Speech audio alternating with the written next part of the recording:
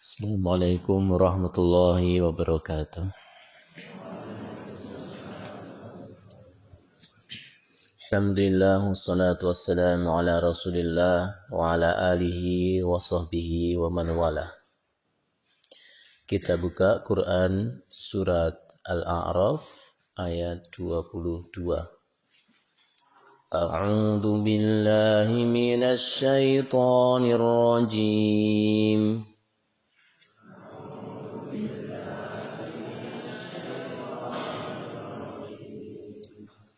فدلاهما بغرور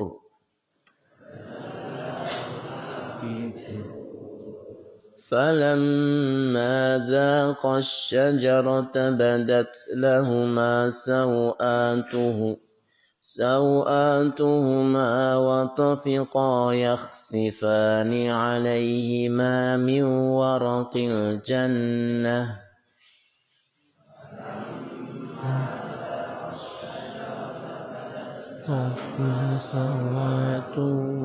وطفقا يخصفان عليهما من ورق الجنة وناداهما ربهما ألم أنهكما عن تلكما الشجرة وأقل لكما إن الشيطان لكما عدو مبين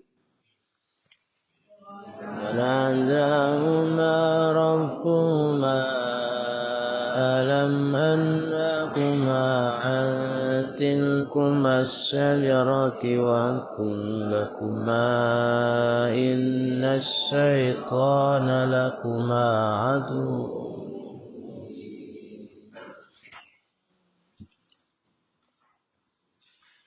Maka setan membujuk keduanya untuk memakan buah itu dengan tipu daya.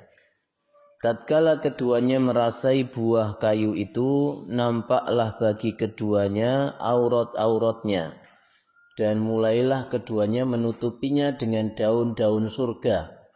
Kemudian Tuhan mereka menyeru kepada mereka, bukankah aku telah melarang kamu berdua dari pohon kayu itu? Dan aku katakan kepadamu, sesungguhnya setan itu musuh yang nyata bagi kamu berdua. Ikhwah rahimakumullah. Setan berhasil mengganggu atau menggoda Adam dan Hawa dengan iblis, sumpahnya iblis bahwa dia hanya seorang pemberi nasihat. Maka di sini kemudian tampak oleh Adam, iblis ini seakan-akan tidak mencurigakan. Apa yang dikatakan ini sepertinya adalah sebuah nasihat, sepertinya sebuah kebaikan. Padahal itu adalah kedustaan, tipu daya dari iblis. Hingga pada akhirnya Adam dan Hawa ini terpengaruh atas ajakan atau omongan dari iblis ini. Kemudian beliau berdua memakan buah pohon yang Allah larang untuk mendekatinya ini. Mereka lupa akan pesan dari Allah bahwa tidak boleh mendekati pohon larangan tersebut. Lupa akan nasihat dari Allah untuk tidak memakan buah pohon larangan tersebut. Disebutkan oleh Ibnu Abbas bahwa yang terpengaruh pertama adalah Hawa. Dan inilah yang biasanya wanita itu pada umumnya gampang dipengaruhi. Wanita itu gampang dibujuk rayu, ditipu, dibohongi. Sehingga demikian juga di saat itu adalah Hawa pertama kali yang terkena bujuk rayunya iblis, hingga kemudian dia menyuruh suaminya untuk ikut memakan buah yang Allah larang ini. Maka ketika Adam ditanya kenapa kok makan buah larangan ini, maka dia menjawab, Hawa yang menyuruh saya. Laki-laki biasanya kalah dengan wanita ya, ketika wanita ini khilaf ya, maka dia bisa besar pengaruhnya kepada laki-laki. Nah, ini juga sebagai pelajaran bagi kita semua ya, sebagai anak turunnya Nabi Adam ya, untuk berhati-hati dengan tipu daya wanita.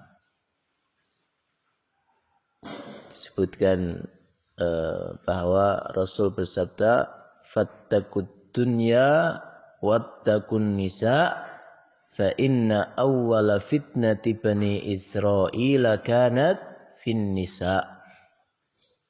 Takutlah kalian atau khawatirlah kalian dengan dunia dan wanita, maka sesungguhnya fitnah pertama kali yang terjadi di Bani Israel adalah terkait masalah wanita. Demikian juga ini adalah fitnah paling berat bagi kaum laki-laki. Ya, kadang-kadang laki-laki itu kalau lawannya itu keras, lawannya itu tegas, justru semakin tertantang, semakin berani menghadapi.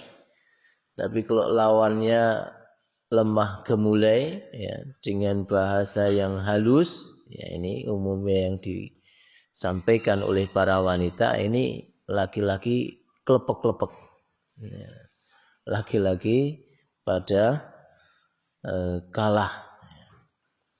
Nah, ini karena bujuk rayunya iblis yang kemudian mempengaruhi Hawa, maka Hawa kemudian mengajak suaminya juga melanggar larangan Allah ini. Tentu yang salah ya dua-duanya.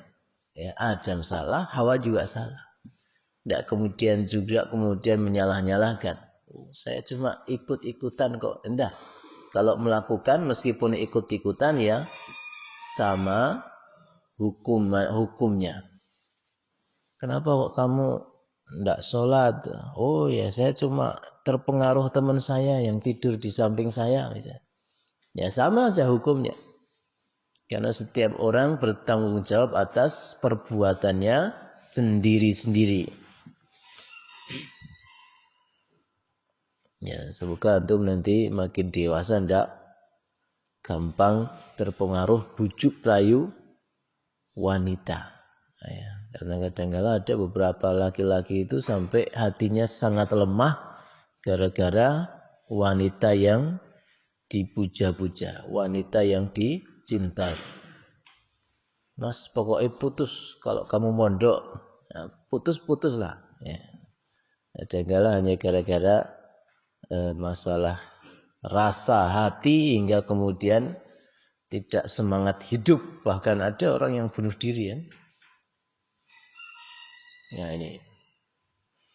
Maka ikhwah rahimakumullah, di sini kemudian makanlah mereka berdua ya buah larangan Allah ini. Sehingga kemudian disebutkan dalam ayat ini, setelah mereka makan buah larangan, maka terlepaslah seluruh pakaiannya. Sehingga kemudian tampaklah aurat-auratnya Nabi Adam dan Hawa sebagai pembalasan atau sebagai teguran Allah yang pertama kali. Allah ingin memberikan pelajaran bahwa semua yang dimiliki Adam itu adalah pemberian dari Allah. Yang dimiliki Hawa itu pemberian dari Allah, termasuk pakaian. Sehingga kemudian Allah larang mereka menggunakan semua fasilitas yang Allah berikan di dalam surga, termasuk pakaian ini. Langsung lepas semua, langsung hilang semua pakaian yang mereka kenakan. Dan kemudian Adam serta Hawa buru-buru mencari daun-daun surga untuk menutupi auratnya. Untuk menutupi auratnya. Maka ini juga bermakna bahwa di surga itu sudah ada pakaian-pakaian. Entah bentuknya seperti apa, tapi di surga itu ada pakaian. Dan yang kedua juga, ini juga pelajaran bahwa aurat ya, manusia itu adalah sesuatu yang harus senantiasa ditutup, dan fitrahnya manusia itu menutup aurat. Malu manusia itu kalau terbuka auratnya, bahkan terhadap pasangannya sendiri.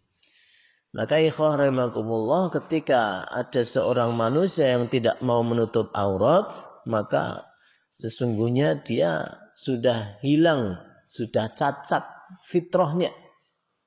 Karena fitrah manusia itu adalah malu ketika auratnya tampak oleh orang lain. Kalau zaman sekarang ada banyak wanita yang begitu mudah membuka auratnya, atau laki-laki juga demikian ya, di depan orang yang bukan mahram, maka ini ada permasalahan pada dirinya, tidak sesuai fitrahnya manusia. Karena salah satu pembeda kemuliaannya manusia dengan hewan itu adalah aurat. Ya, hewan paling soleh tidak ada yang pakai katok. Ya. Saya punya sapi soleh Ustadz, pakai katok enggak? Enggak. Ya enggak apa-apa. Pakai baju enggak. Ya enggak apa-apa, karena memang mereka enggak tercipta sebagai seekor makhluk yang punya rasa malu. Ya. Guang gaung itu, kindal-kindal kemana-mana ya. Ya biasa aja ya. Kambing, sapi, ya, kuda. Tapi coba kalian pagi ini tidak pakai baju, malulah kalian kan. Maka ikhwah rahimakumullah, wa tafiqa badat lahuma sawatuhuma wa tafiqa yakhsifani 'alaiha min warakil jannah. Maka mereka buru-buru terus cari daun-daun surga untuk menutupi auratnya. Wa nadahuma rabbuhuma. Maka kemudian Allah Rabb mereka memanggil mereka berdua. Langsung spontan Allah memanggil mereka dengan kata, alam anhakuma antil kumas syajar. Bukankah aku sudah larang kalian berdua untuk mendekati pohon itu? Wa qul lakuma, dan aku sudah katakan kepada kalian berdua, innasyaitana lakum aduwwum mubin, bahwa setan itu adalah musuh yang nyata bagi kamu berdua. Nah ini Allah mengingatkan dan Allah menegur bahwa semua yang dia larang itu pasti ada keburukan kalau dilanggar. Ya, semua perintah Allah itu pasti baik, dan semua larangan Allah itu kalau dilanggar pasti berefek buruk. Sehingga ikhwah rahimakumullah, kita PR-nya adalah bagaimana di dunia ini senantiasa menaati Allah. Apa yang Allah perintahkan pasti kebaikan kalau kita lakukan. Apa yang Allah larang, ya sudah mesti ada keburukan kalau kita lakukan. Hendaknya kita tinggalkan, betul. Sebagaimana apa yang terjadi pada Nabi Adam alaihissalam. Tapi penyesalan tinggallah penyesalan. Dan semua yang terjadi juga takdir dari Allah subhanahu wa ta'ala. Seandainya Allah tidak takdirkan, tapi ini enggak boleh juga berandai-andai. Seandainya Allah tidak takdirkan peristiwa ini, maka kita semua berada di surga. Karena kita kan anak turunnya Adam. Namun demikianlah memang takdirnya Allah, karena memang pada aslinya Allah ciptakan Adam itu juga satu waktu akan diturunkan ke muka bumi ini. Cuma bukan dengan peristiwa seperti itu, tapi qaddarallahu wa ma syaa fa'al. Apa yang Allah takdirkan ya sudah terjadi, terjadilah. Sehingga kemudian Allah Subhanahu wa taala di dalam ayat berikutnya akan mengisahkan bahwa Adam dan Hawa akan diturunkan dari surga menuju ke bumi ini. Dan sebelum turun ke bumi itu Nabi Adam sudah diampuni atau dimaafkan oleh Allah, ya.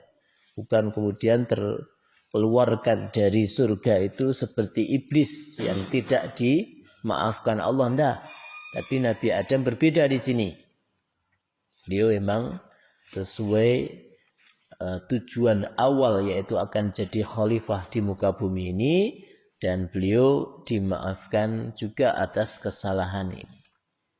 Tentunya apa yang terjadi dari beliau dan Nabi serta orang-orang terdahulu itu sebagai pelajaran bagi kita semua. Salah satunya adalah hendaknya kita senantiasa waspada dari bujuk rayu tipuan syaitan yang senantiasa menggambarkan sesuatu yang diharamkan Allah seakan sesuatu yang baik. Demikian juga kita hendaknya para laki-laki untuk waspada dari bujuk rayu wanita, makhluk halus, ya. Halus suaranya, halus tubuhnya. Ya, ini maksudnya apa? Supaya kita senantiasa berhati-hati.